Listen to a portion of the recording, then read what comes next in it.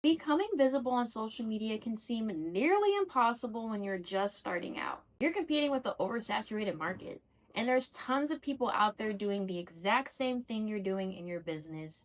And that can seem like a lot of pressure on itself, mainly because you're trying to find ways to differentiate yourself from your competing factors, from other people who are in a similar market or niche. And that is just incredibly overwhelming. If you are new here, I'm Mo. I am the founder of Soft Girl Socials. I've been a social media manager, strategist, content creator, the whole nine for almost 6 years now. I myself have also struggled with visibility, not necessarily for my clients, but for myself. There's tons of other content creators and social media people who, have it down packed. They have the numbers to showcase for it. Their methods and tactics have worked really, really well for themselves. So, like, I'm going to break down 3 simple tips that you can utilize to help boost your content. First, I'm going to let you know now, you don't need to do what everybody else is doing to make your content stand out. Your individuality and your personality is what's going to set you apart from your competitors. I actually was in a webinar a few days ago with another content strategist, and she actually gave a really clear and simple example that I thought was super helpful to make you feel a little less pressure. So she had this picture of a chef, and then around the chef, there was like different ingredients. So there was like bread, there was lettuce, there was cheese, there was tomatoes. And she asked everybody in the webinar to create a meal based off of what we see on the screen. So with the different ingredients that I just listed. Some people commented like a sandwich with a salad. Some people just said the salad with the bread. Other people said a short ribeye because I think there was meat in there, or like a hamburger with a salad. Like, everybody had a completely different answer based off of what they were seeing on the screen. Her point to that was is that everybody had a unique perspective on what they felt like the meal could be as if they were the chef. So to translate this with social media, we are all chefs, okay? Everybody has their own account and everybody is on social media in these different platforms. That is the same. But what's different is our unique storyline, our perspectives, our characteristics. Those are the ingredients that are going to enhance our social media platforms, okay? So I hope that's helpful in terms of taking the pressure off of you to feel like you need to copy and paste what other people are doing around you, because that's not the case at all. You can utilize trends, but also make them unique to yourself and individualize them. I still utilize trends for my clients and whatnot, but I always try to make it unique to their perspective or unique to their brand, because that's what's going to set them apart to the same trend going on around them. Don't be thinking about what other people are doing around you, because your impact trumps everybody else around you. But outside of trends, really hone in on your story. Talk about your why. Showcase your before and after of your process or your business. Share testimonials. Why do people love working with you? Why do people love buying your products? Share those because those also tie into your credibility, and they also showcase trust, why people trust you with your services or your products. Talk about your impact, showcase your impact. These are the things that are not only just going to make your content look attractive, but it's also going to make your page look super good as well. So that's my first piece of advice. Hone in on being authentic to you. So my second piece of advice, this is a little more unorthodox because I don't see a lot of people talking about this specifically, but in the last year that I've been working with different clients, I've been utilizing this and it's helped tremendously.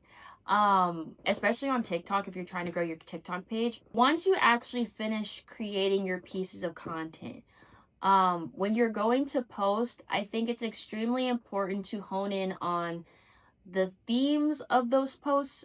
So what's the main idea of the post that you're trying to post? And then also honing in on the demographics that you're trying to reach.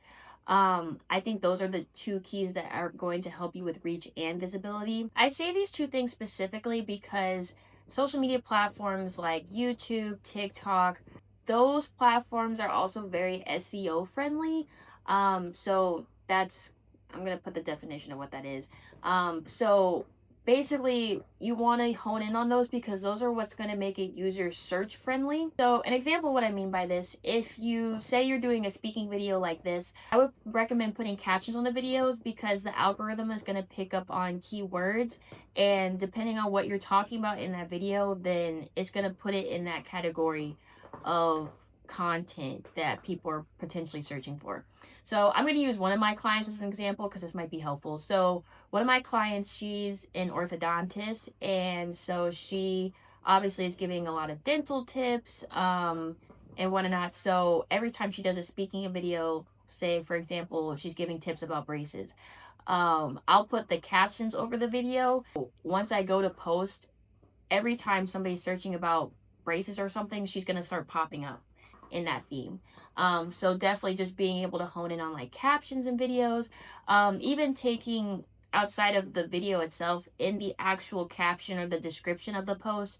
I would also put, you know, keywords in there. So again, like if she's talking about braces, I would put in the caption like tips for braces or braces 101 or something like that.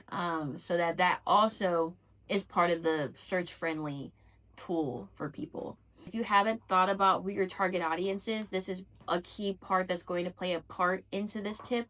Honing in on that also then will push your content to those groups of people that you're looking for. So using my orthodontist client as an example, she is a Black owned business and also she's in dental. So those are two unique niches that I try to put together pretty often. So for example, if I want to do more promotional types of posts for her office, then I will put a bunch of clips together, her office space, but the hook or on the first part of the video that people are going to see when they're scrolling is going to say something like, point of view, you found a Black owned dental office, or point of view, a Black owned woman owned orthodontist. That's also going to put people in the category who are probably looking for more Black owned businesses, or they're looking for orthodontists in their local area. I also try to hone in on the area as well. But this will also categorize your content so that it's being pushed to the people that are needing to see that content as well. And my third and final tip, this might be a little cliche, you've probably heard this a million and 10 times, but be consistent with posting. I'm not saying you have to post every single day because that doesn't work for everybody. And honestly, if you're a full-time business owner, becoming a full-time social media manager and content creator is probably not on your bucket list right now. But what I do recommend is creating a posting and a content creation schedule that works best for you. Most people ask me if they need to post every day to get traction or to, you know, gain more visibility. I think it's a double-edged sword. I would say you don't need to if you want to maintain a sense of consistency, because I also am a full proponent for quality over quantity types of posts. But if you are, you know, looking to gain a certain amount of followers, or, you know, want to try to put your content out there more, you probably are going to have to post a little bit more. So for example, the orthodontist client that I have, she wants to post 5 times a week. And ultimately, since she's done that transition, I'll also showcase the numbers here. She went from this number to this number currently, and that's just overall has helped her visibility. I also recommend it if you have help, because obviously, like, I'm the one doing the post and creating that for her. So having somebody who's dedicated to do that is what I would recommend if you want to post more often. But realistically, like if it's just you, you're a one-man job, or you just don't have the resources to hire somebody right now, that's totally okay. It's also okay if you just want to post maybe even twice a week. I have a different client who also posts a couple times a week. As long as you're just consistent in posting, the algorithm is still going to pick up and you're still going to generate the traction as well. I would not recommend trying to push for going viral or pushing for metrics at all. I think that's also what's going to hurt you more than help you, because you'll be so focused on putting out so many posts out that you're not actually paying attention to the quality. So I would recommend starting small and then growing from there. Those are my quick tips on how you can boost your visibility if you're a business owner or entrepreneur who is just starting out. Throughout this month, I'm going to be posting different tip videos on how you can boost your visibility. This is a community that's all about being authentic and growing together. If you haven't already, please like and subscribe so that you can get all the notifications for when the next video is coming out as well. And I will see you all next week.